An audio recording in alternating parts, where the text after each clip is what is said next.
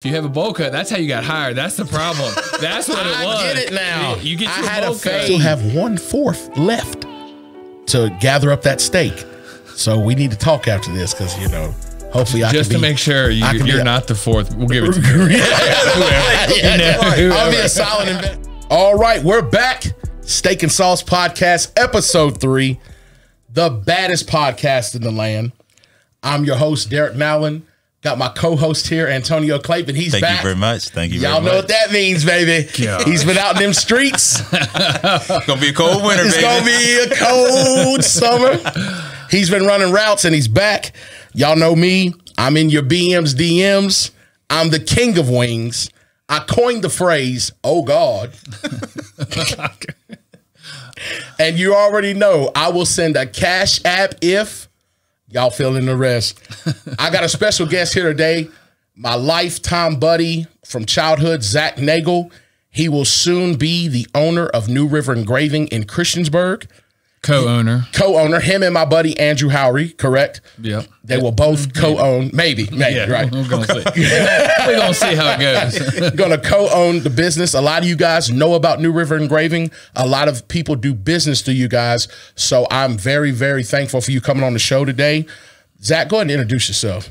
Well, my name is Zach. I'm part of the co-ownership of New River Engraving. Once that goes down, Andrew might be there. It depends on, unless I can talk Tonio into it over here. Appreciate it. Yes, sir. I've been friends with both these guys for years and been working in this area since, well, actually, I've lived in this area my whole life. Cambria Street, I have never lived more than 2 streets off of that street since I've been alive, except for a couple years in Radford. Oh, goodness. And see, that's crazy because just the dynamic of us, right? We grew up in this area. Some people went away and came back.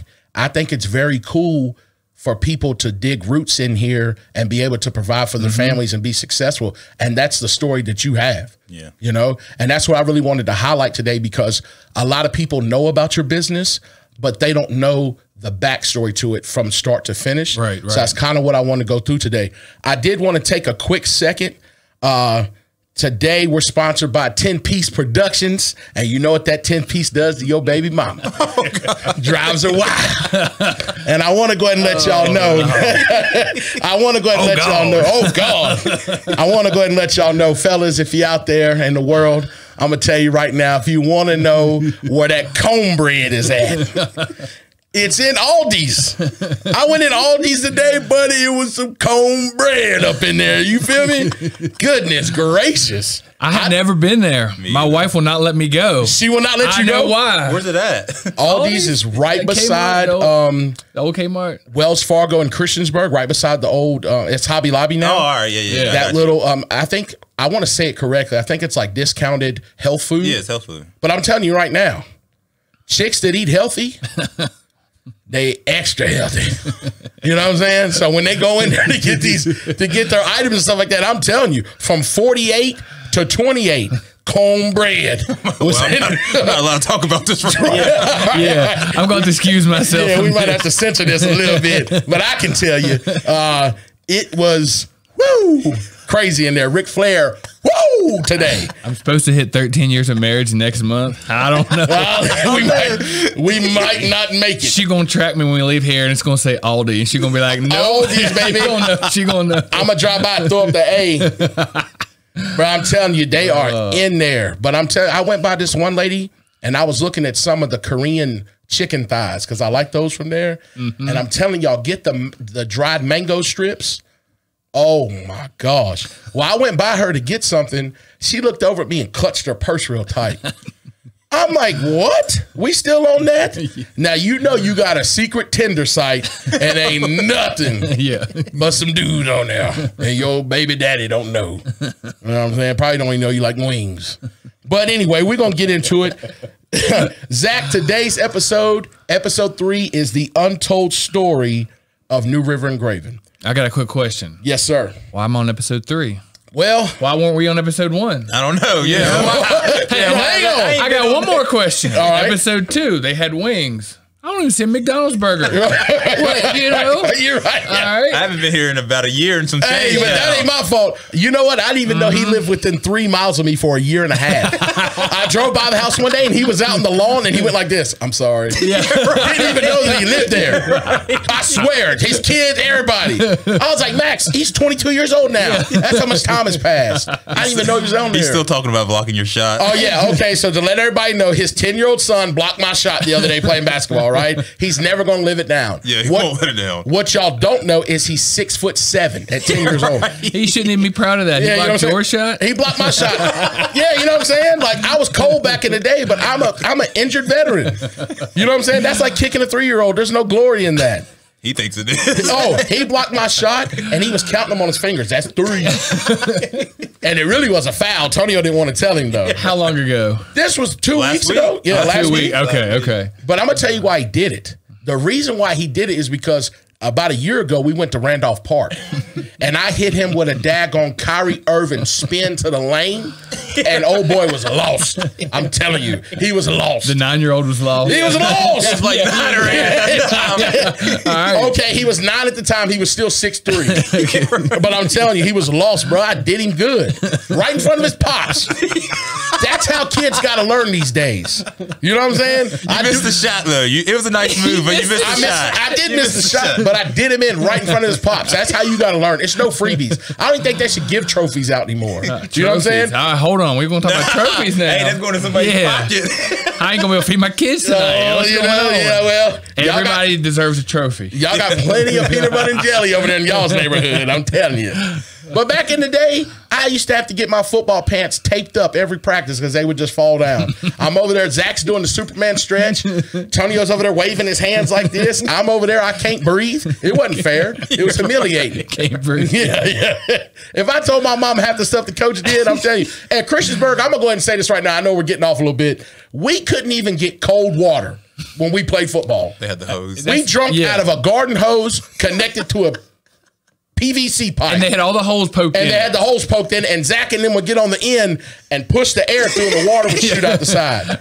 So the one day I came to practice, I had a frozen gallon of water. You know what he said? I ain't going to say his name, but you know who he is. Yeah. You know what he said? Oh, no, we drink as a team. I said, well, can I drink it over there with them? Yeah. Because I can't play on hot water. I'm sure every other school in the district has cold. Is that too much to ask? We used to have to run sprints, and if whenever you be last like Derek would be, he'd get over to the water. Coach would walk over to the hose and step on it so no water would come out. He's like, come home, please. He's like, be faster, son. You know what they did one day? I told him, I said, Coach, this water is warm. They went and got a bucket of ice and poured it on top of the hose. In 100-degree weather, what was that going to do? The temperature of the ice is not going to reach the water through an insulated hose, you idiots. Golly. And I'm pretty sure if they watch this, they might have something to say. Meet me up at Kroger. We can talk about it. You know what I'm saying? Does it matter that that's trying to reconnect? Wait, I came back. Okay. We got people on there now? Yeah. One person. Hey, that's all right. I don't mind. So, Zach, we want to get into the story, and I wanted to start off with the Old Town Mall in Christiansburg is where your business is located within the Old Town Mall. Right. Back in the day, can you go through when your parents acquired that business deal to be able to start the business? And if they had another location before the Old Town Mall, can you back up to that point? Yeah, so my dad used to sell insurance years ago, and he decided that he wanted to go into engraving like he used to when he was in college. Okay. So across from the Old Town Mall, there's that, you know where that laundromat is right there across from Subway? Like it used to be a laundromat. Right beside that, there's a building. And they started in an office probably about the size of this room.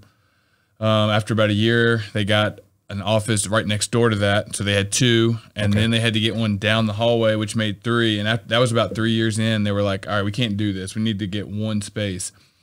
And they went next door to Old Town Mall, and there was a place for lease. So they started leasing there. Okay. And I guess, I mean, we're getting ready to enter our 30th year. So they've been in that spot we have for about 27 years now. 27 years. Mm-hmm. Goodness gracious. I didn't realize that. So your dad initially, and I'm sorry, I jumped into it. Can you give us a quick rundown of the services that your business provides? Yeah, we do a lot of awards and recognition. That's our main thing. A lot of people immediately think trophies, and it's really like acrylics, kind of like up here, like what Scott has a lot of awards. That's really what we specialize in, but we can do about anything. People come in, they'll bring stuff. They're like, can you do this? And most of the time we just say, all right, let's try it. And we'll put it in the laser and we just see if it'll work. And like stuff like this on this table, I mean, wood, engraving into wood, there's all kinds of stuff that like around this room right now that we could engrave and mark. And awesome. Yeah, that's awesome. So you guys are getting business, obviously, from the sports teams around here, from memorabilia stuff. I brought something to you guys for my granddad from where he was a veteran to make like the shadow box for his flag and stuff like that. Right. Do you guys get a lot of that stuff too? Yeah, it's not like it comes in like, you know, more times kind of around this time of year, like stuff like that. The trophies, it comes in actually less and less now, but we've getting bigger and bigger. So really the trophies is like maybe 1% of our business, which is kind of crazy because our logo has a trophy cup on it, and that's what everybody thinks when they think about us. But there are a lot of people that bring in like, you know, custom items. They want to have like a family member or something like that recognized on it. Gotcha. Yeah. Have you ever have you guys ever received a request that was explicit, or you guys were like, look, we can't do this. We can't put this on a cup. So we used to do fraternity paddles a lot. You know, the ones where they like, you know, they haze people with them. They used to. Man, there was some wild stuff. It was always like naked girls or like beer bottles, or I mean, nothing like it. I mean, I guess that is pretty bad, but you know, nothing ever like too terrible, because like the naked girls they'd want engraved on it. It was just like a clip art image. It wasn't like anything. Oh, cause so it was kind of like drawn, but they were kind of still curvaceous and everything. Right. Okay. Oh God. Oh God. So y'all had some thick joints on them paddles, boy. All of them said all day on the back. It was, you know. Oh yeah, you know where they at? All day and all day. So that's crazy. So when you started off, excuse me, let me back up for a second. I spoke to you one time and you told me your dad had reached out to somebody at Virginia Tech initially for the first machines that they had to start engraving, correct? Right, like years and years ago. Well, I mean, it was when he was at Virginia Tech.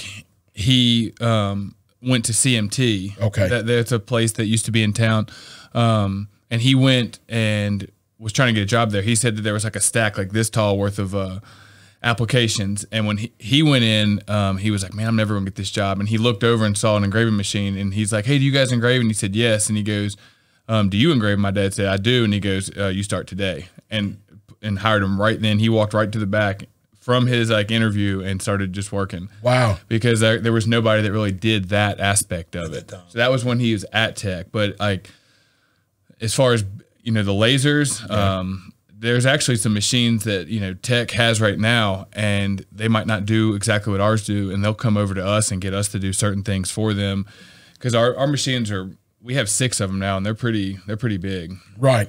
I was in there a couple weeks ago, and I did see the machine that you guys acquired from going to one of the conferences in Vegas that can do 8 cups at a time, I believe. So it can do 8. We haven't bought that jig for it, but right now our old machines would do 1 cup in about 6 minutes. This machine does 1 cup in about 20 seconds. Wow. So it's so much faster. Increasing productivity a lot. But on Friday, we had 4,000 cups delivered to us that they need back in like about a week and a half or so. I mean, and if we didn't have that machine, we wouldn't be able to do this. Yeah, that's amazing, guys. Yeah. And I'm going to take this second to go ahead and plug myself. You guys got 4,000 cups for an order. Sounds like you guys need help. So I'm going to try this again and go ahead and put in my application. Now, everybody, Steak and Sauce Podcast family, I have submitted an application for New River Engraving probably 12 times. Over the past 20-some years? Over the last 20-some years since we graduated. We graduated in 2004. That was the first one I submitted. Now, when I went in and talked to Zach's dad, and he basically told me that they were fully staffed. I saw 2 people in the store. But then right after, Andrew walks in. Yeah. You're hired. You're hired. Andrew had a job. What's the difference? You know what I'm saying? Yeah. What? Yeah. Wasn't Chris working there too? Yeah, Chris came in a couple of days after you. Yeah. Terrence worked there, but they paid him under the table. He wasn't actually on payroll. We have a basement. Terrence like stayed in the I can't remember what the deal is. Yeah. Every time Terrence came to the top of the stairs, they took a broomstick handle and was pushing him back. They would set his food, his lunch on the stairs, and he'd have to come get it and stuff. Shout out to Terrence, by the way. Thank you. I didn't know we fed him. Yeah, y'all did feed I thought him. we kept that, you know. So I was told that my application was found in the trash several times. And I was like, am I not qualified enough to work here? They got a guy in there right now working in there who literally can't read. That's the main thing you have to do is be able to read. He can't read. I went in there one day. I was like, what's up, man? He was like, how you doing? And I was like, man, you must be typing out a document or something like that. He was just literally just mashing all the keys at once. It was like LMFLJ. Like, I was like, bro, what? They got you on the payroll, bro? Like, what is he doing, bro? Yeah. $30 an hour. 30, yeah. Oh God. Oh God. Yeah. He was not doing anything. He's a dark-headed guy that y'all got off in the corner. I can't read though. I mean, I'm like, you know, I can't spell. They just don't know. They just don't know. You know. They asked him, what's the guy's name that I'm talking about? They were like, hey, did you send that email? He's like, I sent it 20 times. All I saw was 20 drafts. He never actually sent them. You know, I'm just saying that's a type of, you know, no, I'm joking. Those are all jokes. So your dad acquired a lot of his skills from working for a company where he was engraving before he decided to go into business for himself. When he was in high school, his friend's dad owned like a small, like little engraving shop. So that's where he just started working and just kind of got that skill base. And then when he went to tech, he did that all through his years while he was at tech. Okay. Then he sold insurance until he was about 34 and was just like, I can't do this anymore. I'm on the road all the time. I want to do something and stay here.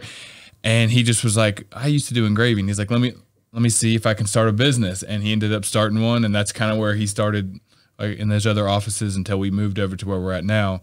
But it's just been growing and growing and growing. So, yeah. I mean, it supports my mom, my dad, me, my wife, Andrew, and my brother, and then we have 2 part-time employees. So everybody that just counted those fingers with me, that's almost 9 employees. That's a pretty hefty payroll. I'm pretty sure they got room for 1 more. So we're going to try it again. How much of the Vegas counseling, not counseling, but the conference? Yeah, conference helped. Oh, it's helped a ton because like we were always on our own. It was just us here doing our own thing. And we joined a group of people like us, like all across the country. And they've been doing this for years and talking to each other and getting ideas. We never had anybody to bounce anything off of. Yeah. There's no competition here either. So we can't go into somebody else's store. Like people at Walmart, they could go into Target if they wanted. Oh, I like how they do their display. Right. We didn't have that. So it's just whatever we've come up with. So doing these conferences and realizing and learning, there's so many things. Like I never would have realized, like, you know, there needs to be like a flow of how you do your process. We didn't have a flow. It was a go here, you go there, you go back and forth. Now it's like everything is starting to become a lot smoother on schedule and all that stuff. Yep, yeah. and helping a ton. How many years have y'all been going there now? We started in 2018, 19. We had to skip. Or no, wait, hold on. We went 19 and 20. We were there. And when was the pandemic? It was March of 2020. That was 2020. We were in the conference at the end of February of 2020, and everybody's talking about COVID, but nobody's talking about like here. Everyone's saying, "Man, in China, like your product, some of your product you might not be able to get." And then all of a sudden, we were out there. We're pretty sure we were next to somebody on the plane with COVID on the way home because they were like coughing and hacking, and like they once we landed, they had to remove them off that plane. Yeah. And then, but anyway, so we've gone 3 different times now. We went this past year. That's where we got this new laser that really. That's awesome. That a lot. Oh, yeah. That's awesome. So your dad had a vision. Mm-hmm. He had a vision. He did not know how it would turn out. But because he took a chance, he's changed the outcome for 3 to 4 generations after him. Yeah. You know what I'm saying? Right. Your dad took a chance. And because of that, he changed an opportunity for you. Opportunity for your wife, opportunity for your children, your brothers, other people in the community. And I love how people get behind your guys' business and they come to you over and over and over again. Oh, yeah. So your dad could have done anything. Your dad could have said, man, I'm going to go get my CDL and drive for Coca-Cola. I'm going to go to Volvo. I'm going to go somewhere where I know. And what I'm getting to is to take that leap of faith and become a business owner, you have to have such faith because there's no guarantee that it's going to work. And your dad took it upon himself, being a family man, and he's a great guy, to take something and to take a chance and see if it's going to work. And I think life is so funny, and I always say this. Your dad opened up a left door. He could have went right.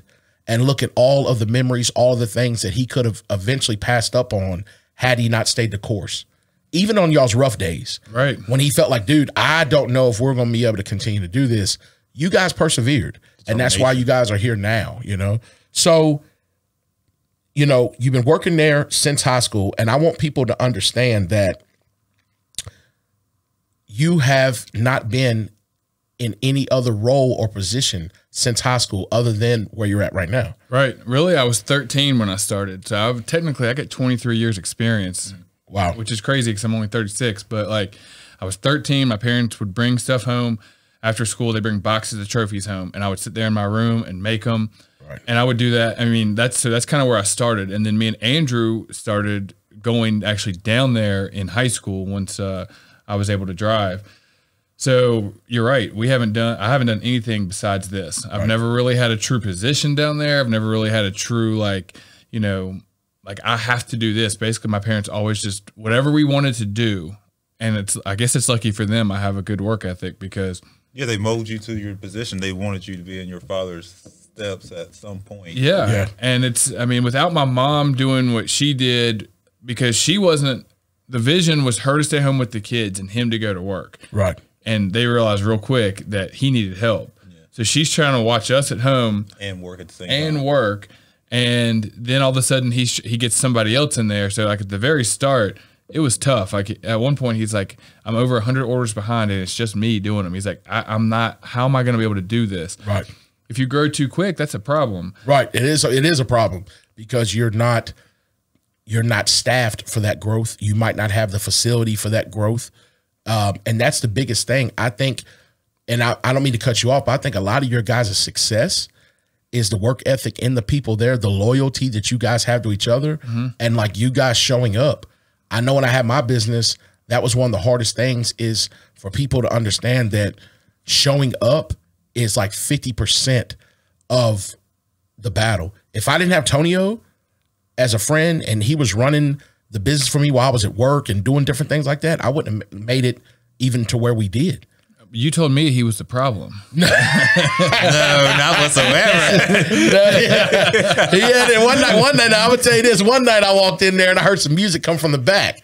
Shouty, shouty. And I was like, bro, what's going on, right? So I go around the corner to the room where we put the icing on the donuts and everything. You were missing about 4 donuts. No, I went back there and we had some new hires, right? And Tonio had his hat backwards and his apron on. He was like, on it, pop it. Like Chris Brown and dancing around the. I said, Tonio, man, we got orders, we got this. He said, y'all heard the man, let's shape up. You know what I'm saying? So I don't know what type of concert they had going on back there, but it was crazy. Now I'm just joking. But who approached your parents, to back up for a second, who approached your parents for the opportunity to acquire real estate at the Old Town Mall?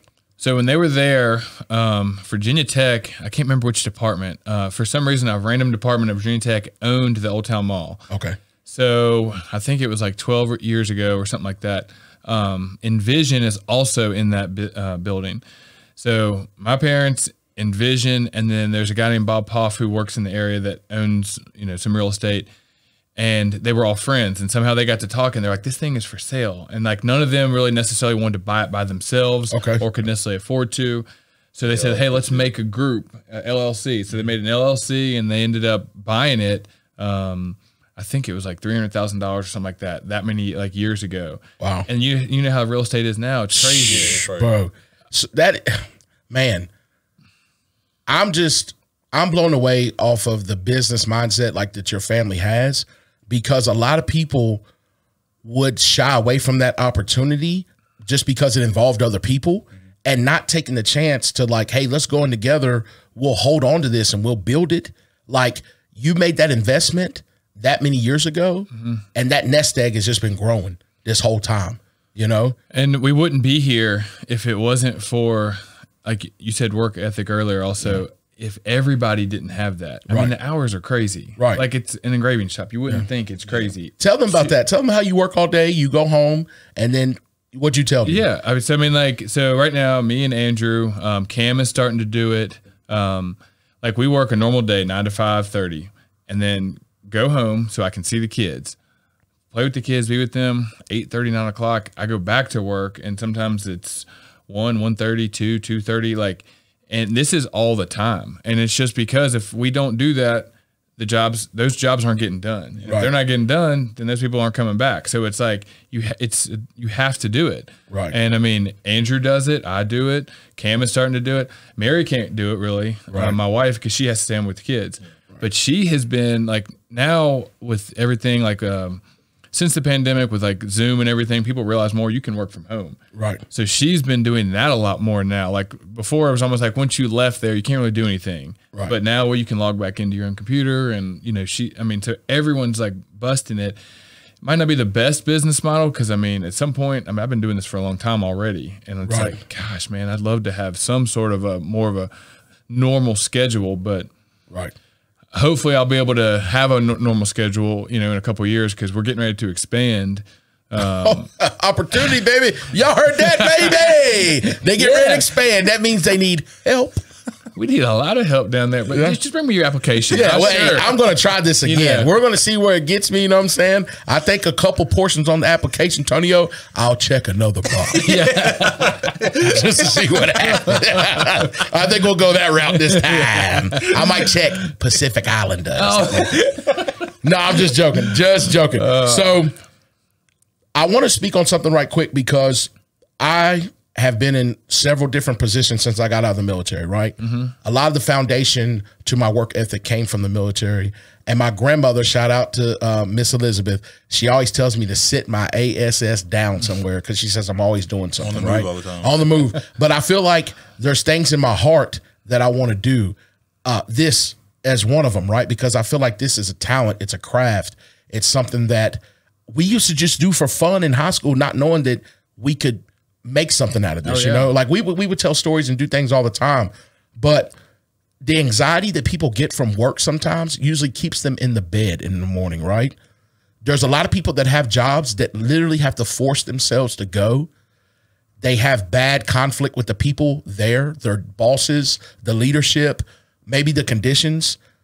Can you speak on that for just a few seconds about, do you get anxiety like that going to your job, or have you kind of gotten over that fear and it's kind of, you've normalized going into the shop every day? Are there pressures there? Are there days where there might be conflict? How do you feel about that?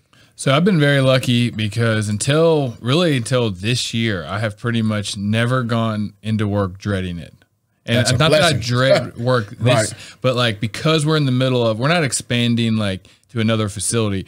We're actually going to expand down like into our basement. It's a huge area. We're getting ready to move our whole like production down there because right now we can't do like, we're too crammed upstairs. When people come in the door, they want to talk to us, which is understandable. We need to talk to them too, but it's too many of us doing too many different things. We need to focus like a production staff downstairs and upstairs. So that's the only reason why I would say I've been stressed recently. Normally I'm not stressed, and it's crazy because think of the dynamic I work with. I work with my dad, my mom, my wife. So I have the wife and mother-in-law, like, you know, dynamic. Do you see Mary going in your mother's role? Like how the way you was raised up? You don't?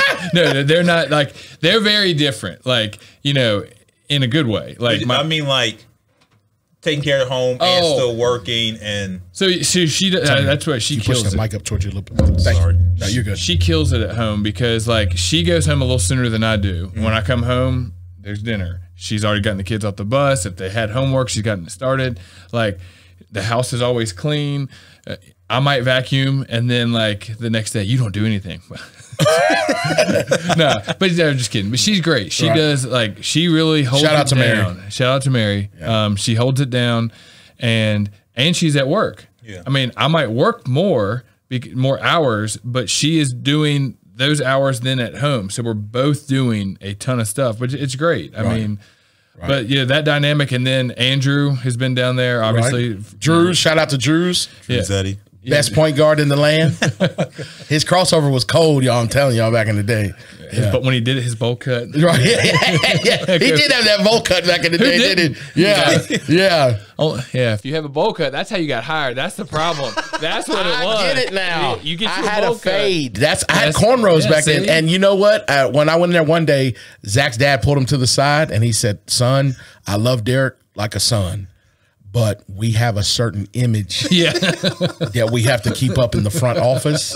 Because I wanted to, interact with the people and stuff like that. And I think his dad felt like maybe people turn away. You know what I'm saying? Like, he's got cornrows. He's got black Air Forces. He's dangerous. That's the business sense my dad had. Yes, sir. So we spoke on the technology a little bit, how that's helped you guys out. I wanted to get into your parents. Did they have the vision first off for this business to scale the way it did? Did they ever sit you guys down when you were in high school and say, "Hey, this is going to be our legacy. This is going to be something that we're going to pass down"? Did they believe in it that much? So they definitely believed in it. I think their vision always was, it's a mom and pop shop. We're of this community. We're going to serve this community. That's what they wanted to do. Okay. They definitely wanted to pass it down to their children. Right. My older brother, didn't want to do, he's just not an indoor kind of guy. Like he runs a boat rental company and he does snowshoe like in the winter. Outdoors. So that wasn't him. Right. I was gonna maybe do college, and then I was like, nah, I'm gonna do this and just see how long I can do it. Some of the best days of our lives in that apartment. Then ended up loving it. So right. And then my younger brother, he really didn't want to or my brother right under me, Isaac, didn't want to do anything with it. And then my youngest brother, Cam, he was going to go to college, and he really didn't want to be a part of it, but he worked there through high school. So he is just now realizing, I have a great opportunity in front of me. Like, why go rack up college debt? Why go do all these things if I can grow in this business as well? Yeah, he can become a partner. Oh yeah, and hold a large stake in this company for something that's already been paved for him. Yeah, it's already started. It's only getting better when something grows from the start. Right. They don't have it as good as the next generation and the next. So even though he's not the next generation, like he's still my brother, he's 14 years younger. So he's going to still get the benefits sooner than I did. Right. So my parents, their vision was small. Just, let's try to pay ourselves and just let's get through. And then me and Andrew have kind of been like, well, we can make this bigger and still be here for the community. We don't want to leave the community. Right. We want to just be able to reach farther out or reach more people within the community, do some stuff online. So we have their same like mom and pop vision, because that's what we grew up in. Right. But we also have like a bigger dreams. Yeah, bigger dreams. Right. Reminds me of that J. Cole song, I Got Bigger Dreams. Like you and Andrew came together, and I think the 23 years you guys have been there, you've seen things like that have worked and things that have not. You guys kind of did like the fast food where the guy sold the idea to streamline the fast food line, and people bought that, right? Mm-hmm. So that went to all the fast food chains. Hey, we get the buns here, meat here, cheese here. You guys did that inside of New River Engraving. Right. So you guys saw, hey, we don't need to walk from here all the way across the room to do that. Let's bring that machine over here. Mm-hmm. Let's set this up like this. And now when you go in, you can really see that. Because you don't have to go far from your computer to upload the images, and you turn right around and you're at the engraving machine. I can't wait for you to see it when it's all right. Yeah, you've been in there recently. I have, I mean, just yesterday, I was busting out 2 walls downstairs just in between doing some jobs real quick, because we got a demo crew coming in on Monday to really get the rest of it out. Right. And it's going to be, it's going to be nice. It's going to be. One day when y'all are working, I'm going to go find I know there's a back way into that basement, and my goal is to grab as many of those, what do y'all actually call the cups, or not cups? Tumblers. Tumblers. I'm trying to knock down as many tumblers into the floor as I can. And I know there's like 2,000 plus cups, maybe way more than that. And I'm going to scream at the top of my lungs when I'm down there. I'm so glad we installed cameras. Yeah. You know what? When you open up the door, a normal customer going to New River Engraving opens the door. The camera's already up in the left-hand corner, and the door goes ding. When I go in, They already see me on the camera, and I heard a recording goes, "He's back." So I don't know what's going on with that, who set that up, but I'm telling you, that's what happens. You know what I'm saying? My dad told my mom, when you see Derek, she picks up the phone and has 9-1. And she's waiting on the other one. Oh, do it, baby. Just do it. I was eating McAdoo's. You sneeze wrong, bam. Bam. Oh, God. Hold on. Yeah. Shout out to McAdoo's, by the way, right? Yep. Can we get into that in a second, like how they work with you guys and stuff like that? Okay. So I was eating McAdoo's one day, and I went to go see these guys, right? And I was like, Miss Nagel's okay if I sit here in the corner and eat, And she's like, sure. She said, do you have something to drink? I said, no, ma'am. Can I get something? She said, Derek, we got plenty of water stacked up. We got juice in the fridge and everything. So I grabbed the water and the juice. Drunk them both, right? Two. Yeah. I threw my plate away. A week later, I got an invoice from them for that juice. Well, he said one or the other. He said two. Like, I thought, what I'm saying? It's on the house. Like, you offered it to me, and y'all going to charge me then? It said 1X Capri Sun, 1X Dasani, $12. How we gonna expand if we don't, You know what I'm saying? I'm like, golly. And that same dude, if you go in the room where the refrigerator is, he was over there still mashing those keys out. They might want to check on that boy. I don't know what he's doing. I don't know. So, real quick, we talked about the plans that you have for the business. Did you ever reach a point, Zach, in your life where you felt unfulfilled, where you felt like you were not in the space that God wanted you to be, or you wanted to go be a Navy SEAL, or you wanted to be in investment banking? Like, did you ever have other aspirations as a man of things you wanted to do, but you felt kind of like, well, I know this. Why would I, like you told about Cam, right? Why would Cam go ahead and reinvent the wheel when it's already there? Yeah, I never really felt like I wanted to leave this area. Even like when we were growing up and kids would say, hey, I can't wait to get out of this place. Christiansburg has nothing. I always felt like, man, we got enough here. And that was even 20 years ago when we didn't have what we have now in Christiansburg. I was always fine with it. I liked it. I was familiar with it. That's kind of how I am. I'm a homebody type person. So I was comfortable here. So I never really wanted to leave. Okay. I've always felt fulfilled here. I mean, like, I've been very blessed.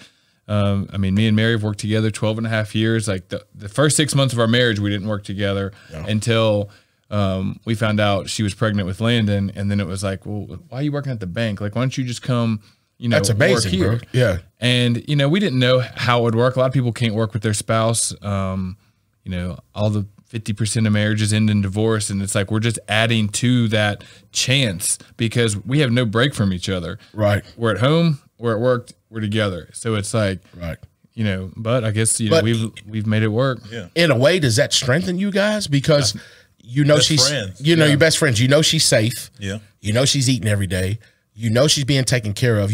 She's not at somebody else's organization being mistreated. Right. You know what I'm saying? And she's not having to deal with some overbearing boss or leadership where she's dreading going into work every day. Like, if I could work with you guys, man, I'd get up in the morning like, what am I going to say to them today? Like, we're still going to get stuff done, right? But I can't imagine, and it's a blessing. What I'm trying to get to is it is such a blessing. To work with your family. Work with your family. You got your wife there. You got your brother there. You've got 3 brothers, Shout out to them as well. And you come in every day, and not everybody's going to be in the best mood. But you look around the room, you can count on everybody that's in there. Yeah. Right. Everybody's pulling their weight. And you guys have created something and the reason I'm so passionate about this, I know he knows how hard it is to run a small business.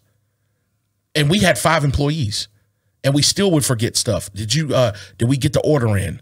Shout out to my brother Jordan as well. Did we get the order in? Did we get this in? Did we get the payroll stuff? Did we talk to the Coca-Cola guy? Did we contact the refrigerator guy because our ice cream stuff is messed up? I think it might have been the business of food. And I know it's a lot more technical, a lot more expensive for what you guys have. But the reason I'm so passionate about it is because I love to see what you guys are doing. And it's working. And a lot of people will never step in the shoes that you guys are in from fear. For fear, yeah. For fear. And it's tough because, part of the reason is if you're not allergic to working hard, then you can do it. But as soon as you realize, okay, well then I got to go back at night, when I want to watch a basketball game, lots of times it's on my phone while I have like an earbud in or something. I'm just listening to it. So there's things that, you know, like I miss out on. I can't just sit on the couch. Like I get very little sleep. Andrew does even less sleep than I do. I don't know how he does it. I'm lucky enough that I don't have to get up as early as he does. You know, because of the drive. He has a further drive too. Right? Well, it's a further drive, but his wife's a teacher. Right. So like she has to be at school sooner. So he has to get, you know, both kids up. Get the kids ready. Yeah, and get them. I mean, it's not like she doesn't help get the kids ready, but when she has to go, she has to go. So he has to, you know, do that. Well, me and Mary can kind of split that duty, or like, you know, since we don't have to be, our work doesn't start till 9. So we're lucky that, you know, there's kind of that aspect that, you know, I don't know how he does it on as little sleep as he gets. I mean, sometimes it's like, you know, 2.5 hours of sleep that he gets. I mean, and still working a full. Yeah, that's crazy. That's crazy. And Andrew, one thing I'll say about you guys got good hearts and you guys got good attitudes, bro. Like you guys have attitudes for the business. You know what I'm saying? Like even if you get frustrated and stuff like that, you guys can still work in the same proximity of each other and still be productive. You know what I'm saying? Because they got that bond. Yeah, I mean, forever. How long have y'all been friends? Like elementary school? Yeah, we went to preschool together, and we weren't really friends in preschool. It's hard to be friends with somebody, I guess. Right. But I always, I didn't like him and Jason Diggs in kindergarten, first grade, and like second grade because they were like the cool kids. Yeah, and I was cocky kids at sports. I literally had like 2 friends. Right, and. So yeah, at sports, what we would do, we'd play soccer every day. We'd play soccer, and of course, they're freaking. Do y'all remember playing soccer with the tennis balls? No, I don't remember that. We had full balls. Wait, tennis balls? Yeah, we had to play it at Christopher Primary. We had to play with the tennis balls. I would get in trouble all the time because we'd go, not to cut you off, but I'd go in for breakfast, and you remember they had that large refrigerant like container with the milks in the plastic jugs. Yeah. So what I would do is I'd take me 2 orange juices and bite them in the line and go ahead and drink them. Oh my gosh. Before I even went up there, and I'd put the empty plastic down inside the thing, and then I'd put one on my tray, and I'd say, "This is the one I'm getting." Oh my God. I hope some superintendents listening to this right now. I owe them like $200 worth of orange juice, probably. You know what I'm saying? I remember one time the school, Fallen Branch, rest in peace to Mr. Callahan. They told me that, and Antonio's aunt was at the school that day. They told me that I forgot my money and I wasn't going to be able to get lunch. I cried and called my dad. My dad was driving a truck at the time. He drove the tractor and trailer to Fallen Branch. He got out. He threatened everybody from the principal to the lunch lady. He said, if my son don't get a tray, he goes, I'm going to tear this school apart. And they didn't have no dare officer back then. It wasn't nobody there. Everybody's eyes was big. The lunch lady came out. She brought me 2 chicken fillets shaking. Here you go. You know what I'm saying? My dad's like, thanks. You know, I'm telling you, it was crazy. But you wonder why my dad has, when you come in, he's back. Yeah. Yeah. I was like, hey, how you doing, sir? I'm doing all right. You know? Zach, he pointed at his watch one day. Zach, 10 minutes? Yeah. I was like, God, dog, I can't get more than 10 minutes in here. You know, no, your parents have always treated me, every time I've come in from anywhere that I've been, they've always been happy to see me. They always ask how I'm doing. It's always welcoming to go in there. What you guys have, you will not see you guys have something like Duck Dynasty. You guys have that family-oriented business that they say somebody in each family, each generation changes the course for everybody. Mm-hmm. You guys are it.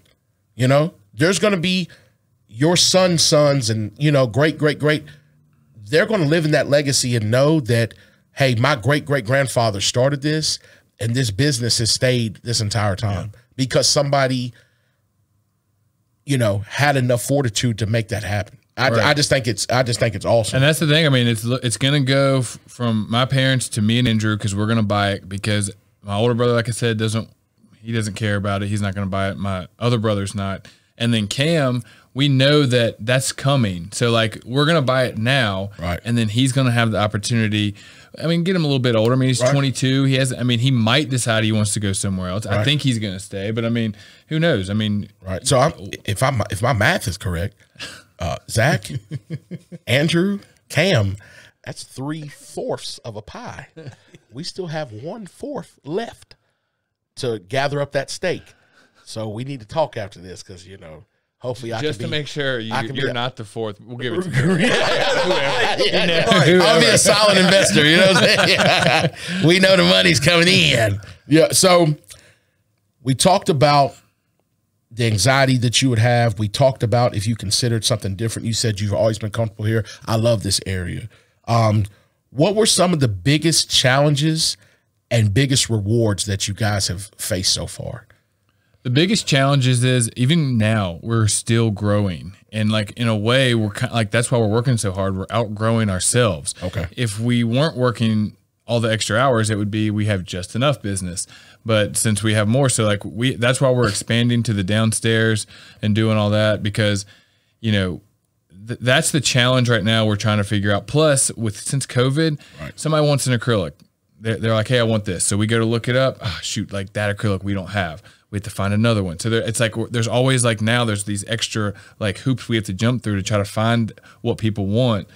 So those are the challenges. What was the other question that you said? Challenges and biggest rewards. Oh, biggest reward. Being able to work with my parents, right? Seeing them as much as I get to see them, getting to work with my wife, seeing, like you said, I don't have to worry about her, you know, at another job. You don't have to worry about nobody mistreating her. Yeah. Y'all get that honey mustard from McAdoo's whenever y'all want. Ketchup. Y'all can slide down there, get a quick Sammy, and there's some Sammys in there too. And when y'all go to bed at night, y'all know that all that hard work is for your family. Like, right. It's going for your kids. Like all that hard work is paying off. Like sometimes when like Zoe's like, "Daddy, don't go back in" or something, even though she's going to bed right then, like I've made a point of trying my hardest to be there for them, and like I go in when they go to sleep, so I'm not like. Not there for them. But even when she's like, stay or something, it's like, man, I'm doing this for you. Like, you know, I want to make sure we can stay in this house. We can have food. We can have clothes. Right. I mean, but like you said, I feel like we're doing it for us. Yeah. Sometimes I think it's hard for people when you're working for somebody else because you're like, man, that's, you know, like I'm getting a paycheck, but like they don't care about me. You're working to make them rich. Right. You're doing that for your family. Right. Like, everything you do is and getting for rich, but you know, I'm making a living. Yeah, baby. You know? Yeah. Hey, them ducks is piled high. I'm telling you. So I think it's good. I always heard a saying, and I'm trying to do that right now. I'm trying to build a brand. I'm trying to create a platform that's unique to this area. Shout out to Scott and Finding Your Place and Weston and everything that we're trying to do here. I'm trying to have people watch this show and feel like they were sitting here. They know us. Right. We're local guys. Look what we've been able to do. I want people to be creative. I want people, you know, maybe the food business may not be a successful venture for me, but I feel like my creative side, we can create something different that'll be successful. And this can be a business too. Right. But really what I want to do is just inspire people to follow their dreams. I've gotten so many messages from people like, hey man, we love what you're doing. Keep it up. Can I be on the show? I feel like other people are just as creative and they just need a little push. If I listened to everybody in my life who told me something negative, I would be nowhere. Right. People told me don't go in the military. People told me don't go back to college. People told me don't do this show. Don't do stand-up. Don't say things. I'm like, listen, we're almost 40 years old. We don't know how much time we have. Right. So at the end of this, I'd rather get my list and say that I tried everything that I wanted to do and shoot for the stars. Like, I want to be one of the biggest comedians in the world. Right. I want to have one of the best podcasts around. Right. Not just in this area, but, you know, on a higher, I want to say this, it's not necessarily for monetary, right?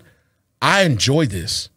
You know what I'm saying? I enjoy it. It's not about that. It's about creating something that'll last and inspiring people. When you enjoy it, you don't feel like it's work. Right. Like that's part of the reason why I'm able to work as many hours as I do, because even though it's work, I don't truly feel like it's work. It's like a blessing. It's like I'm doing this job for this person. I'm doing this. Like they need this. Like I got plaques in my car right now from a group that didn't come yesterday when they were supposed to. Yeah. There things tomorrow.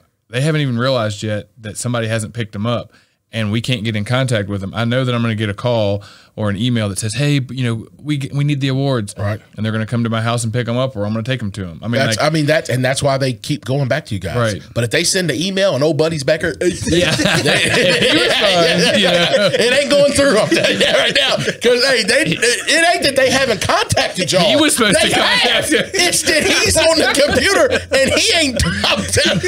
I'm telling you, buddy, y'all got back there. Them people been been trying to get in contact with y'all for 2 weeks, and he's been back there, do my thing, gang, gang. He's got them pods in his ear. He's listening to Lil Baby talk about shooting, spinning the block. You need to be spinning them emails, bro. I've seen you.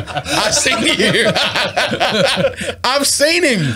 That's why you're gonna have to do a delivery, because old buddy over there is on World Star all day. I'm telling you. I seen it now. But you're the man for the job. If we get rid of him, you're daggone right. All right. I should have been in there a long time ago. I wanted to be a part of this. No, but I'm proud of you. I wanted to tell you, man to man, I'm proud of you, bro. I've seen you grow. I've seen you start a family. I've seen y'all go through hard times. I've seen y'all get a beautiful home. You're living the stuff we talked about, like in high school. What's our house going to look like? When we were in high school, where you live now was the place to be. We used to drive back through there and dream. Like, right. I don't mean to get upset. Like, oh, like where y'all are at, bro. Like, this is amazing. Like, don't let it go. Keep pushing. Like, I'm serious, man. Just like, I'm so proud of y'all. Well, I appreciate that, because like growing up, I guess I've always been pretty lucky in the fact of I've never really wanted, I like technology. Right. But like this shirt is from 8th grade.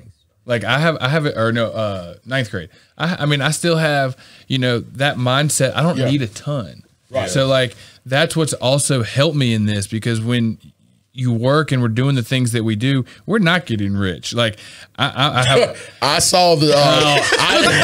Hey, go look at my car out there. Hey, and it's paid off, everybody. I saw the P&Ls, and anybody in business knows what a P&L is. That's profits and loss. There's a lot of loss. There's a lot of L. And I'm telling you, and if it is a lot of loss, the secret is business people that claim that on tax. Yeah. So we know what's going on, baby. And if it's an LLC, everything's in the LLC. That pen he's got is in the LLC. That vehicle out there is a business expense. Oh man, you want to know why? Because he's got plaques in there. Yeah, you use it as if it's over 6,000 pounds, you can use it and get a tax write-off. Baby, we know the game. Hey,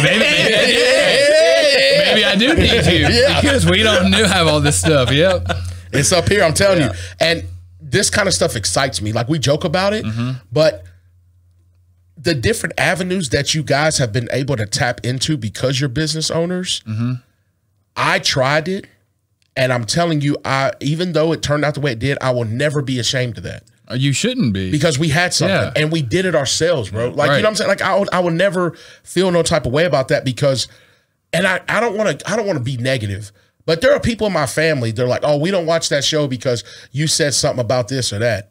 What do you look at on your personal computer? Right. What do you look at? What did you look at when you were young? What do you have conversations about? What are your thoughts? Right. The reason I think that people are doing it, number one, they're looking at this platform and they don't know how I'm doing what I'm doing. Right. Number one. Number two, they don't really understand it, and that's okay.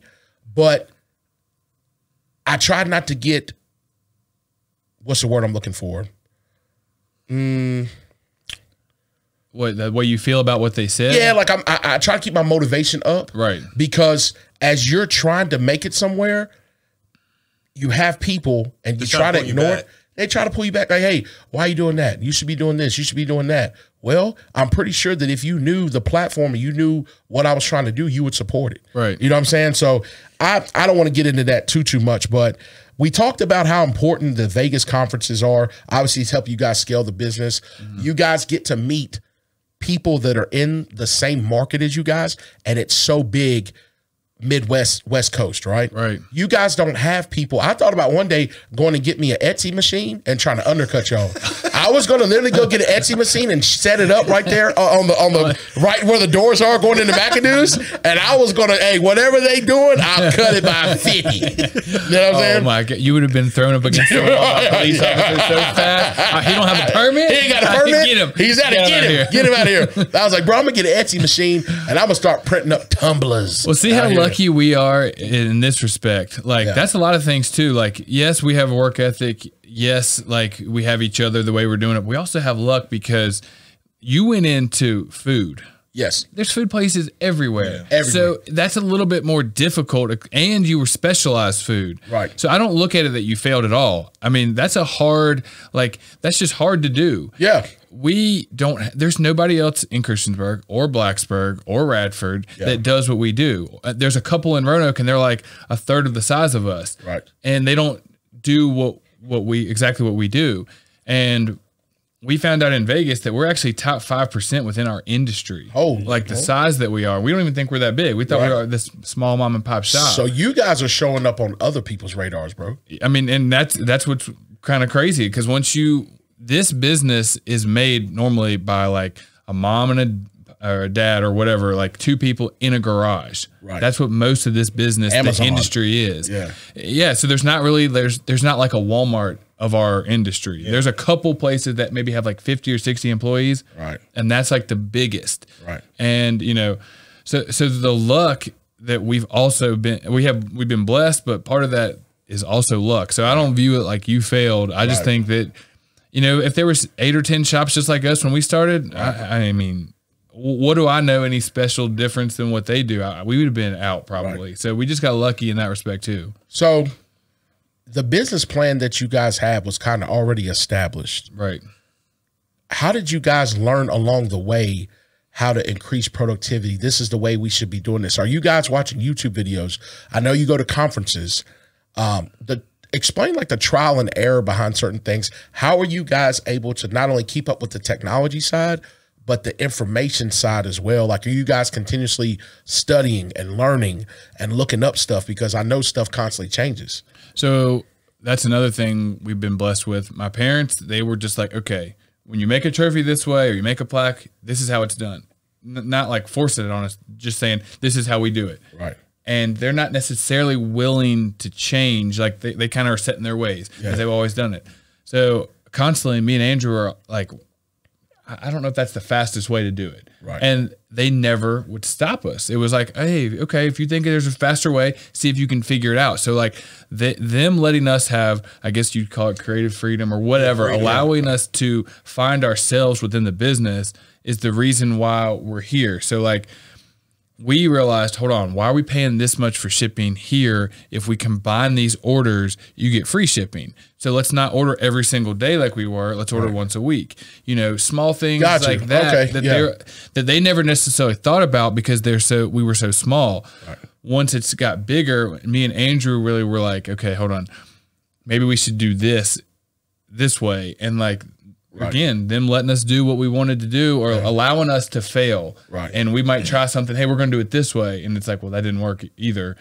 So, hey, let's go to the next thing. So it's just, they were great. They've been great. I mean, they want to retire, but they don't want to quit. They want to stop the crazy hours. My mom and dad are still working crazy hours. But and as a son, I want them to stop that. Right. I want them to be 9 to 5. Yeah. Bro, and we'll figure it out, You're going to be able to retire your parents. This is stuff you see on Instagram. You know what I'm saying? Yeah. Somebody's in a position, they're like, the first thing I want to do, my mom, I don't want my mom to work the way she has been anymore. Right. I want to get my parents a house. I want to do something. You guys are kind of leapfrogging off of each other because your parents set it up. They've been able to have a great lifestyle. And I don't want to take anything away from you guys. You guys have the grit. You know what I'm saying? This is only successful because you guys show up. Right. But that's able to transcend down, and which kind of brings me into the next point of when you sit down to yourself, what legacy do you want to leave here in this area with this business? With, do you want to eventually open up another location?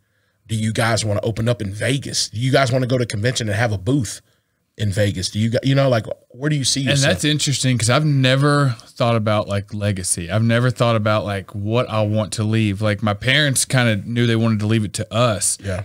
But it's never really crossed my mind yet of like, man, I want to leave this for my kids because I'm like, I guess I'm so kind of in the present, thinking about it. But I would love for my kids, Andrew's kids, maybe not yours kids.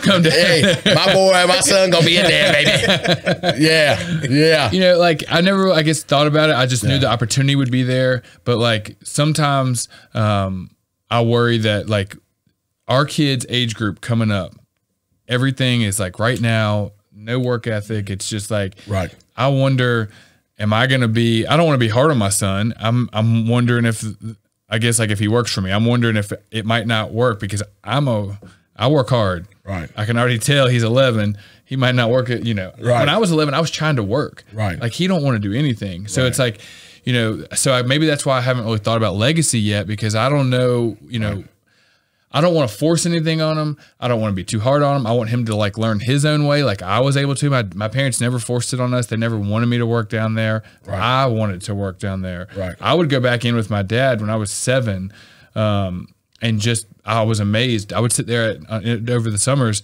when he would go back at night. I would just go back and sit on the computer and play the solitaire game. Right. And then I played Minesweeper, even though I don't know how to play it. Right. No, I don't even know. I the literally rules. would click a square. All the mines would show up, Yeah. and I had no idea. Yeah. Like, am I not supposed to? I am never I supposed knew. to click around to like maybe Weston knows? I have no idea how to play that game. I have no idea. It would just blow up on the screen, and like I have no idea. I would how to just play click this. the buttons and Yeah. I'd look over at my dad and just see what he was doing. So that's kind of where but he never made me. He was, if I wanted to go back, he'd let me go back with him. Right. So as far as legacy though, I mean, I guess I need to start thinking about it. I would just like it to continue. Right. Because it's been good to us and our family. I would love for our kids, mine or Andrew's, to want to be a part of it, want to buy it. Maybe they buy it together. Or maybe, our kids. Well, yeah.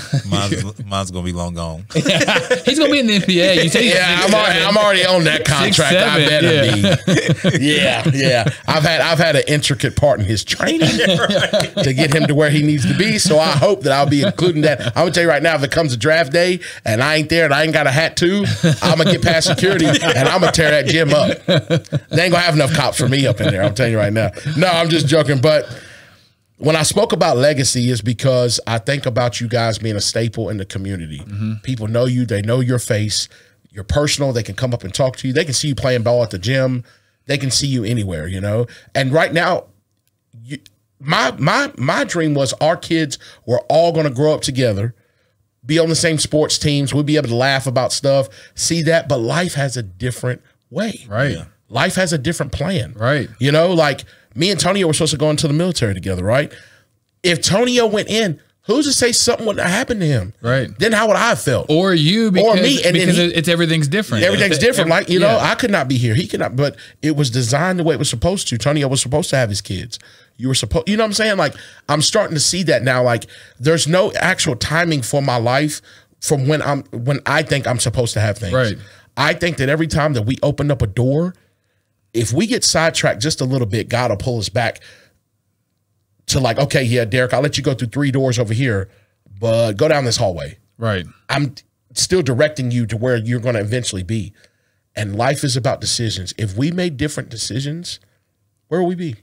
It's crazy because like what you speaking on that, like I thought I was going to have a son. He's going to play sports, right? Like, just like me. Be like Big Cat. Yeah. Big Cat. Into football, basketball. He hates everything about sports. He hates it. Like, football's on. He's like, oh, Dad, how come LeBron James is playing football? And I'm like, what? I'm like, you don't know anything. Yeah. Does that make you now? You are a good athlete. I think we were all good athletes. Tonio was an exceptional athlete. When you look at your son, does it ever really get to your core to be like, you know what? He may program the next Tesla. He may come up with a software. He may be a musician. Right. Or do those things interest you like as well to like kind of let him find his own? Oh, 100%. Because like I wanted him to like sports, or I just assumed he would. It's like if I have a son, he's definitely gonna like sports. Like it really didn't cross my mind that it would be that way. Yeah. And we're done having kids, so we're not going to have any more. So it's like, and my daughter, who knows what she'll be into? She might be into sports, but as of now, she's not, and Mary's not. So I'm kind of in an island by myself with the way sports are. Right. But I do want him to do what he wants to do. He's 11. Who knows? He's going to have 10 different things he wants to do next week, and then it's going to be something different. So I want him to find his way the way I was, because I think as soon as you force something on somebody, you're right. I think a lot of stuff. There are certain sports I played. I said this before for myself. You played sports? Yeah. There was. Remember? Sorry. Okay. There were certain things I did because I thought my dad wanted me to do it. Right. And a young man, you want to look tough. You want that acceptance. You want that like, hey, my youngest brother was in the newspaper all the time when he played for Pulaski. I was so proud of him. And I know my dad was proud because he can go to work and be like, man, my boy's on the front page. Right. Running the football. Tonio's on Friday Football Extra. You know what I'm saying? Ranked in, you know what I'm saying? Like that's amazing. That's stuff that we'll always be able to hold on to. Right. You know? And so like when we look at things like that, I look at Tonio's son, just like I said, he blocked my shot the other day.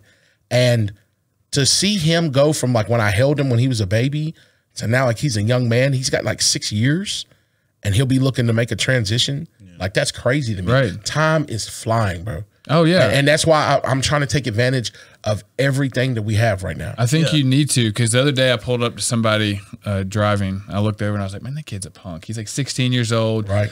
Blasting music, has a dip in. I'm just like, gosh, he thinks should have got out and smoked him right through the window. Well, then all of a sudden he like takes off driving. That pisses me off. Do not do that to me. At the it was, and I was like, okay, I'm in some like beat up truck. I'm like, okay, anyway. And then I'm like, gosh, that's so long ago when I was 16. That's 20 years ago. Right. I'm like, wait a minute. Zoe is like 10 years away from, I mean, she's closer to that, like that in her life. Yeah. I'm like, I already hate that dude. Yeah, you hate him. Because he's going to try to talk to my daughter one day. Yeah, and it ain't going down. And I'm like, man, this ain't good. If I have a daughter, I'm going to tell her straight up, if you want to date anybody, 2 things have to happen. 1, he's got to come shake my hand and talk to me. Number 2, he has to beat me in a fist fight. If he cannot do either one of those things, I'm sorry, sweetheart. You know, because I got to know when I relinquish that protection, I got to know that you know what I'm saying? Like, you got to be there. I've been trying to talk to both of my kids a lot about, like, I'm going to have to, like, if she wants to date, I mean, what am I going to do? I mean, I'm going to I'm not allowed. He's in the same boat. I'm not allowed. She's either going to hate me because I don't allow her to and go behind my back and who knows what. Right. Yeah. So I'm really trying to instill, like, a safe man space. needs to treat you correctly. Yes. Like, look how I treat your mom, that kind of deal. Same with Landon. I don't want him mistreating women. Yeah. Right. And he's getting at that age where it's like one of his friends, like Braylon or something, was going to get him a girlfriend. He's like, yeah, he's going to get me one. I was like, get you one what? I'm like, okay, hold on. I'm like, you need to, I'm trying to teach him respect. Yeah. So it's just like both of them. Yeah. It's a hard line to cross. I don't Max want don't her like to girls. He's like, ooh. Yeah. Mom's like, uh-oh. Oh, God. No, I'm like, Mom, you're playing. No, Max, I feel like Max is so in tune. Max is like Tonio. It is a carbon copy. He is so okay with just being like in his own space and energy that like, he's like, look, and I live in my head. That's where most of the stuff comes from. So he's completely in his own world. And like when you see him, if you say something to him that he doesn't believe is true, he looks just like Tonio. He'll look at you and be like, oh, his eyes. He does that. He'll look at you like, one day. Yeah. I thought we were friends. You're right. Yeah. You got a son? Yeah. So, how old is he? Yeah. Tonio had a dude burn off on him in the McDonald's parking lot. He pulled up, said something to Tonio. Yeah, he's like, you almost hit my daughter. You almost hit my sister. I was like, dude, I let her walk by. Yeah. Like, and he was like, no, you didn't. He's like, what is that going to do? I don't get like, that's not scary. Hey, when you do that, you are inserting like I'm a gear down in this car. He barked the tires, and Tonio was laughing so hard he called me on the phone. He was crying. Like, this dude just smoked his tires in McDonald's parking lot. If I would have had a can of Coke, I'd have busted the back of his glass out. I promise. I love those videos where you see somebody try to do that and they go. Oh, it was funny. So, Zach, what advice would you give? Are we still good on here? Is it still rolling? Yeah. Okay. It says Granny called. Okay. What advice will you give people, young men, young women, or people older that are inspiring to be a business owner, entrepreneur, trying to get into that, that space where they feel like they can take the leap? The wealth of knowledge that you have, everything that you've went through, all the highs, lows, what advice would you give people watching right now if they want to become a business owner, if they want to go into engraving, if they want to do those things? If they want to go to engraving, I'd say it's too hard. Don't even think about it. Right, that's competition. It's competition. Yeah, don't even do it, baby. You won't be able to do it. But it is interesting though. Like it's because of how much work it is. You can't be scared of the work. You know, like it's going to be like overwhelming because you're going to realize you think you have it and it's like, oh shoot, I got to do this, this, and this. So like, you just can't be afraid to fail. You can't be afraid to try. Right. And you just have to go for it. Like, you are an example of someone that's just like right now, you're just going for it. And I think that's what you have to do. Yeah. Like, it doesn't matter if you fail, because if you do it and you fail, then at least you tried it. Right. You know, and like, in a way, this wasn't my dream to own an engraving shop. Right. It turned into my dream, and it's not the engraving that turned into my dream. It's the atmosphere, the helping the community. And I'm not really truly helping because we're not like, you know, but you are firefighters or something like that, or police officers. But like, that's what my dream has turned into. Engraving is just the vessel that gets me to be able to be with my family, work with my family, help the community, you know, help people. Right. So speaking of something just popped up in my head. We were talking about those computer games and stuff like that. The what was it called? Minesweep? Minesweep, yeah. Or something like that. When we were in high school, me and you took computer networking. Oh, okay. Oh, God. Oh, God. I think our teacher's name was Miss Basham. Miss Basham. Miss Basham. Miss Basham. I wonder if she's out there right now. She was so cool, man. I'm not lying. We had a downloaded program list of songs already on the computer. Me and Zach would share this file, and we figured out a way to go through and be able to like to see our answers and stuff. Yeah, so here's how we did it. Right. So what we would do is I would go through, you had to hit like A, B, C, or D and hit next all the way through to the end. Right. I would just wouldn't click them. I would click all the way through to the end and I'd hit submit. And I'd walk up and like smile. I'm like, so I get 100? And she's like, Zach, you got a 0. You didn't click. I'm like 0? I'm like, what do you mean? She's like, yeah, none of them are answered. I'm like, can I try it again? She said, yeah. When you go back the second time, reset it. all the answers are on there. So I would just click it. Click it, and he would send it to me, and we'd be like, baby. Yep. And as long as one of us submitted it first, the other one would wait, and then you'd switch. That way, it didn't seem like it, you know. Now, Christiansburg High School, don't come after my diploma because I got it already. You can have mine. Right? Yeah. I almost dropped out with 2 weeks to go. Really? Why? I hated school. I knew I was going to go. At that point, I knew I was going to go in. I don't know why Zach would walk around with a gallon of milk, hot dogs, and he was punching everybody in the face. Zach beat up more people in high school and middle school than people feared you. But here's the thing. That's the crazy thing. I never really got in a fight over me and that person. Right. That person. If you were picking on somebody, that's what. Yeah. So like, you pick on anybody, Zach is going to thrash you, bro. Because I've never been okay with that. Right. And I mean, sometimes I won't bring up their name, but like, a couple years ago, I realized there was somebody that I had, joking, or how like we all joke around with each other. I was kind of joking around with somebody in high school, and didn't realize it was straight up picking on, on this person, right? And we are against bullying for everybody. We're joking, but bullying is terrible. Yeah, like we joke with each other. That's just kind of how we do. We laugh, and it's like in a way I kind of portrayed that on somebody else, right? And everyone was laughing, but it wasn't the way we're laughing now. It's almost like everyone was laughing at that person, right? And I kind of like thought about it, and I reached out to them. Luckily, they were nice enough to be like, you know what, thank you for reaching out. Awesome. And that's big of you. We're going to end up getting together. Heck yeah. We were supposed to right near COVID. Did they mark your name off that list? Yeah, bro. Hey, what was that? Billy Madison? He put a line through your name and put lipstick on. He's like, and that shell was for you, bro. He was gonna get you, bro. Well, I mean, in all seriousness, like that's stuff you don't realize in high school that like. When that's what our kids are about to be going through. Like, right. It's like you don't realize, like sometimes like Landon, his friends will like make a joke about him, and he like I was saying earlier, he wants to get that kid kicked out of school because they made a joke about him. He's a Karen. Yeah, he is. And 2 minutes later, he's trying to send him like a present or something. I'm like, dude, man, like just calm down. But like kids think, Landon ain't playing, bro. Landon will get you locked up out here. You need to watch out. You need to watch out, bro. Don't do nothing crazy around Landon because you going down. Telling you. So the funny thing, Wes, how we doing on time? We're over an hour. But if okay.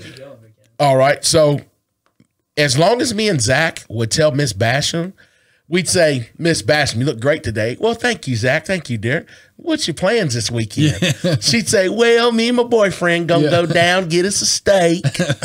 And some sauce. And some sauce. Yep. Steak and Sauce. If you haven't already liked and subscribed on YouTube, go to Steak and Sauce Podcast, hit the notification, subscribe, and like, please. She say, we're going to go get us a steak.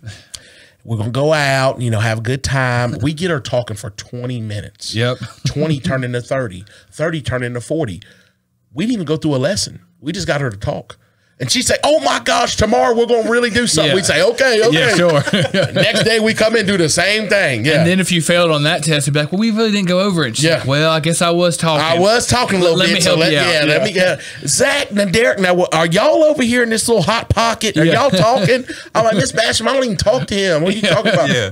All we had was a pathway between the computers. Yeah. And we was like, I hope that she's not still a teacher because she's done fired. I hope She's out she was here. probably old enough. She's probably retired. Yeah, retired. Yeah. She ain't. Yeah, been and out almost I will 20 say, years now. Yeah. and I will say this, it might be a little risky, but Miss Basham, if you're watching, Oh, gosh. I'm grown, girl. Miss Basham, if you're watching, baby, I'm grown. Okay, She was 65. Now she's 85. Yeah. Miss Basham was. Hey, listen, she was a cornbread. You feel me? Yeah. Miss Basham, hey, she had it on her, bruh. Yeah, it was like if you go get a burger and you ask, can I get another patty on there? How much is that upcharge? That was Basham. I'm just telling you. What? 2 patties. Yeah. She used to wear them sundresses and stuff too. Damn. Thing was moving, bro. I'm going to get you the yearbook.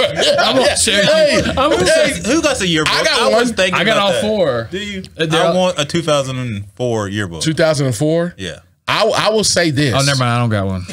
Yeah. Oops. Yeah. I will say this. I had college English with a teacher, and I may not need to say this, but I don't give a damn. Every day she'd write on the whiteboard with those magic markers, and she's right-handed, so she'd be writing, and that little thing was jumping, boy, moving. You said English teacher? Yeah, Oh. yeah. English. And She'd always wear those. You know, how women wear those pants that like go with a suit set. Yeah. I ain't going to make it to 13 years in marriage. Bruh, hey, I was so remember that day we were at close. Andrew's house, and I was like, "Look at that, Sammy." Yeah. His mom? It was his mom. It was Andrew's mom. I didn't know that was Debbie. Oh, gosh. She was walking down the street. We were playing backyard football that day. I looked over the porch. I said, good God, look at that Sammy. Zach spit his water out. And he was like, do you know who that is? Yeah, I was going, yeah, we did that forever after. We got in trouble because whose wedding were we at? Josh's? I think it was Link's. We were at Link's Yeah. wedding, and me and Zach, we had a couple of little things of Fireball. Yeah. And there was a, who was there? Matt Cooper's wife. You kept saying it. Yeah. No, Shout not out to Matt Cooper. Shout out to Coop. No, it was the other girl that came. She was a guest. She was somebody's cousin. Again, I was married then. Right? I don't know. I was there. But yeah, we was like this. You're lucky now. Sandwich. Well, I'm talking to sandwich. It was hilarious. We got in trouble. We had a lot of fun that night. Yeah. Yeah, but We always do. I pointed out, I said, good God, look at that Sammy. I didn't know it was his mom. It was at his house in the driveway. Who else is it I going to didn't be? know it was his mom. Who else? You know what I'm saying? Like, Andrew, don't fight me if you're watching this, bro. Like, that was a long time ago. Debbie, all the respect in the world. I didn't know. You know what I'm saying? But Miss Basham, holla at a player. You know what I'm saying? tell you. I can't I'm wait. gonna tell you, Miss Basham, she's got a 401k. Credit's probably good. Them thighs are still rubbing. Woo! As soon as we get off here, I'm sending you all the pictures. She's bad now. But yeah, so I think that what you guys are doing over there is great. If you haven't already, you guys, New River Engraving is on all social media platforms. You can follow them on Instagram, Facebook. You can follow Zach. I don't really do much. Andrew does Andrew does everything. most of that But stuff? He does a Okay. good job. He does a really good job. Yeah. They're located in the Old Town Mall in Christiansburg. For any of your engraving needs, please go see these guys. They do excellent work. And I've even heard personal testimonies. People have come up to me in the Arsenal and they've told me that, hey, you're going to do this podcast with so-and-so. a good friend of mine, Blake, said that he brought something to you last minute. And you were like, look, dude, I don't think I can do it. And he was like, look, I'll pay whatever. Can you please get it done? You're like, I got you. And that's a type of, that's a type of service. That's a type of business that you guys have. So like, that is what is, preceding you guys anytime that, New River Engraving is brought up. So be proud of that, I mean, I think we are. And I think it's like, we wouldn't be here without the community because we're not really online. It's like, you have to, like, we feel like we have to do that, but not in like oh man, I got to do that. It's like, it's great to be able to help out because sometimes it's something very important to that person, what they're getting engraved. Right. Like, and this was one of those times, I think it was a wedding gift or something. Okay. And it was last minute. And he was like, dude, I don't know what I'm going to do. And he went to you guys. Oh, and not awesome. Because he talked to me, he just word of mouth, right. like, and they do kind of have a monopoly on the, the market out here. No, I'm joking. I'm just joking. I may actually still owe you some more money because on our senior beach trip, I drove Zach's Ford Explorer 8 miles with emergency brake on. Yeah. So I probably still owe you money for that. Why was you driving this car anyway? Because you was with me. Yeah, you was, boy. Yeah, boy, you was there. I was with you. You was with me because you was riding passenger and you was hanging out the window. Yeah, shouty, what up, shouty. That's VA shouty. You don't remember that? Tabisha Sheesh. Yeah, I do remember that. Yeah. That's the first time I ever got drunk. Yep. R1 headbutt. Yeah. Well, that was a classic. That will forever be in my mind until we go to the grave. He was like, Antonio, shut up. Let him sleep. Let him sleep. And then R1 headbutt. Drews would pipe down for a second. Antonio go X jab, R1 headbutt. Yeah. So golly, everybody's like, "What is the?" But you had to be there. Jokes. Oh man, Yeah, that was classic. Classic. You had to be there. Well, I'll say this joke before we go. On our senior beach trip, we went to a place called Freaky Tiki's. It was a club and it was jumping. And at this time, ladies and gentlemen, there was a famous song that went, "I like that. I like that. Whoa. I like that." Y'all remember that song? I remember it. Okay. Whoa. Yeah. All right. Drews loved that song.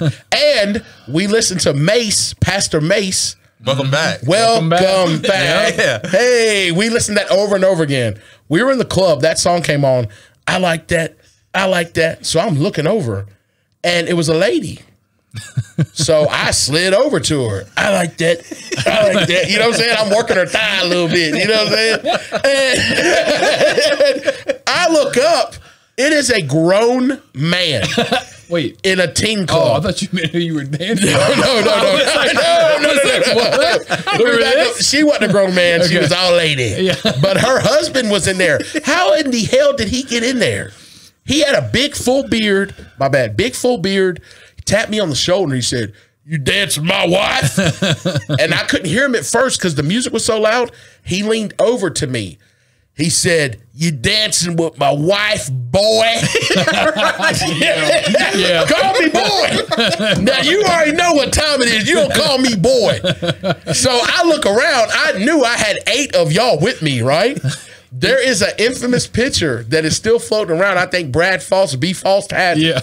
The girl is dancing on me. I'm leaned all the way back like, ugh. Yeah. And her husband has red eyes in the back, just standing at me. I'm telling you right now, I went to Zach and all them. I said, "Bro, y'all got my back in case it jump in here." Zach was like, "Man, we'll pick him up and carry him out." You know what I'm saying? So that was a hilarious. He said, "You dancing with my wife, boy?" Why would you, bro? Who says it like that? You know what I'm saying? I was dancing with his wife, and he shook my hand. He's like, "No, yeah. All right, knew what time it was, boy. I said, "Bro, I'm about to tear off on you, man." He was in there. He had a pair of Levi's on, the shoes that had the 2 Velcro stripes on. You know what I'm saying? Nothing wrong with those. You endorsed him. Yep. He had a Got little him at Walmart, $9. $9. He had a little chain on and stuff. His hair had taco meat all over it. Had hairy and stuff. I'm like, bro, that's why she don't want to be with you. Can you imagine laying up under that and him? No wonder she's looking for something else. You know what I'm saying? This has gone off the rails. Andrew's gonna walk in on see the P&L on Monday. There's a lot of L here. Yeah, baby. P&Ls, they gonna stack them up. Ooh. Oh God. No, man, I really, really appreciate you being here. This has been a great show. I think that a lot of people will take a lot away from this because they did not know everything that you guys have done, the staple that you guys are in the community, how hard you guys have worked to get to where you are and to scale this business. And you guys are continuing to do that. Right. You know, like on the graph, you guys are the arrow. You guys are still going up and to the right. So that's, I mean, I love it. And I wish you guys nothing but success. And I know with you and Andrew, the way you guys are going to put your heads together, I can't wait to see what comes of it. So, and same with you. I mean, this podcast, you know, everything that you've been starting, I just need to know, is ketchup a sauce? Ketchup is I guess it is. Okay. If it's not, I'm boycotting this. You're done. You're done. Hey, if anybody doesn't know, I eat my steak with ketchup. And Zach eats ketchup on everything. Yeah. I was like, that looks like a ketchup bottle, but I guess it could be something else. That might be a Heinz 57. I need to know, though. I need to know. We need to know. That's a T-bone over there on the side. Yeah. So I appreciate you being here, Tonio. Appreciate you. Tonio being my co-host. Thank you for coming on, man. Thank you for being back. He's going to be back more and more. We have developed this thing years ago. I'm glad that me and Tonio are getting this thing back. I talked to Jordan to get Basement Boys going again. We got a lot of stuff to do. Last thing I got to say. Yeah. If I don't make it to 13 years of marriage, I've been trying for 20 years. You were supposed to hook me up. Oh, Morgan, if you're watching this right now, Miss Morgan. To this day, my sister still blushes when I mention your name. You never gave her one of the messages. Never, I had a crush on her for years. Never. If she has a man right now, it's all Tonio's idea. Right. If she doesn't. I'll say Zach asked about you. She said, he did. Bruh. Morgan still acts like a little kid when I mention him. I already know. Yeah. 20-some years. Yeah, I'm like, God, oh, man. Yeah. This, everything would be different. Maybe she's working down there with me if you just gave her the message. Okay. If you gave her the message. So you'd hire my sister, but I can't get in there? Well, you know. You know what? Matter of fact, if you and Morgan, you know what I'm saying? Then I'll definitely have a stake in the company because some of that's coming over here. We've already talked about that. We've already talked about it. Yeah. So everybody, we're going to go ahead and wrap up. This is the baddest podcast in the land, Steak and Sauce episode 3 with Zach Nagel from New River Engraving. Please go check them out. And my favorite co-host in the world. Thank you, man. Business partner, Antonio Claiborne. Everybody else, if you want to be on the show, please send me a message and hit me up. We got to run this thing well past 100 episodes to be successful. I see us doing that for sure. So once again, thank y'all. We're going to go ahead and sign out. Y'all be blessed.